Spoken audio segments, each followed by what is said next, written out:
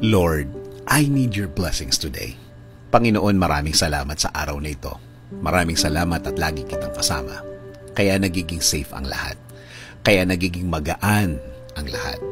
Patuloy niyo po akong samahan sa araw na ito. Panginoon, kailangan ko po ng inyong biyaya ngayon. Kailangan ko po ng blessings niyo sa araw na ito. Kailangan ko po ng inyong provision para sa akin at para sa aking pamilya. Para sa malaking tulong niyo sa akin, Lord. Sa mga nagdaang mga araw, Lord, naging mabigat ang aking mga araw.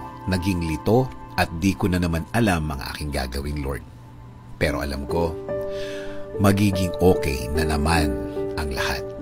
Alam ko, Panginoon, kahit na ano pa ang pinagdadaanan ko, kapag kasama ko kayo, lagi kong makikita at mararating ang inyong plano sa akin.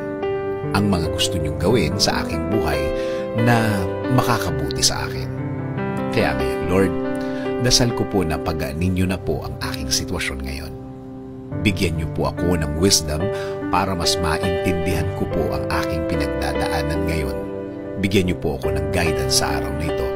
Bigyan niyo po ako ng katahimikan ng isip.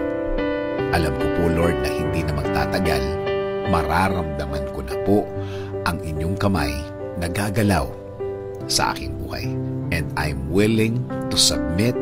I am willing to offer my day to you, O Lord. Alam ko po kapag kasama ko kayo, kasama ko ang inyong mga blessings. Alam ko po na kasama ko ang mga solusyon sa aking buhay. Solusyon na magiging sagot sa aking mga nararanasan ngayon. Kaya Lord, patuloy niyo pong pasukin ang aking buhay. Patuloy niyo po itong lagyan ng katahimikan. Gawin niyo po sa aking buhay ang magandang plano ninyo.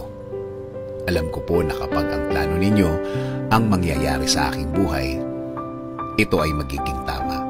Ito ay magiging tahimik. Lord, itinataas ko din po ang aking bayan. Patuloy niyo pong i-guide ang aming bansa. Patuloy niyo pong i-bless ang mga namumuno sa aming gobyerno.